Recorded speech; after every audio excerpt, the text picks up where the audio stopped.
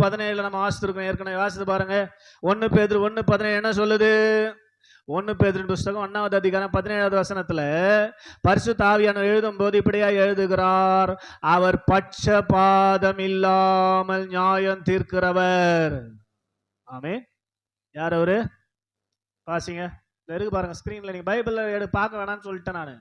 Note பண்ணிட்டு வீட்டுல அப்புறம் போய் படிங்க. அன்றியும் பட்சபாதம் இல்லாமல் அவனவனுடைய கிரியைகளின்படி நியாயம் தீர்க்கிறவரை நீங்கள் பிதாவாக தொழுது கொண்டு வருகிறபடியால் இங்கே பரதேசிகளாய் சஞ்சரிக்கும் அளவும் பயத்துடனே நடந்து கொள்ளுங்கள்.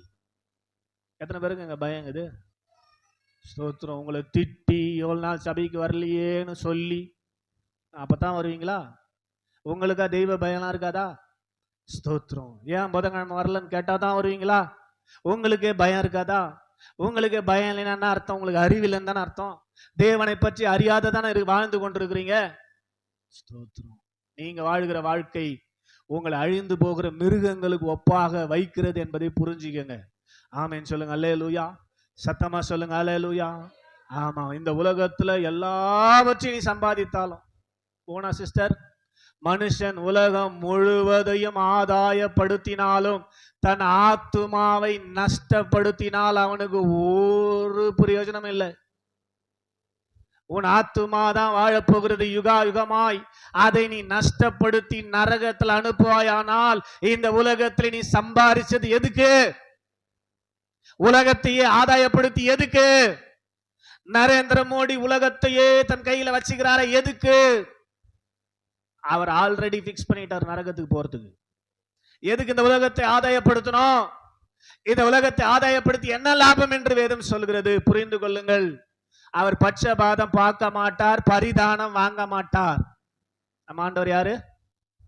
பட்சபாதம் பார்க்க மாட்டார். அப்புறம் பரிதானம் என்னது? லஞ்சம் வாங்க மாட்டாரு. ஸ்தோத்திரம். நம்ம நினைச்சு லஞ்சம் கொடுத்துட்டு போயிடலாம். ஸ்தோத்திரம். அல்லேலூயா. அப்படின்னா எல்லா பணக்காரங்களும் பரலோகத்தில் இருப்பாங்க. சொல்லுங்க. அல்லேலூயா. ஆண்டவர் கேட்கிற லஞ்சத்தை கொடுப்பதற்கு ரெடியா சூட்கேஸ் ஃபுல்லா பணம் வச்சுக்கிறான். ஸ்தோத்திரம். நம்ம ஆண்டவர் பரிதானம் வாங்குகிறவர், பட்சபாதம் பார்க்கிறவர். தயவுசெய்து புரிஞ்சுக்கங்க.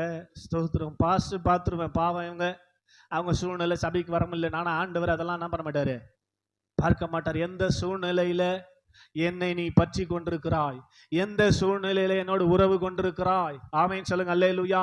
எரிகிற அக்கினி சூளையில என்னை நோக்கி பார்க்கிறாயா?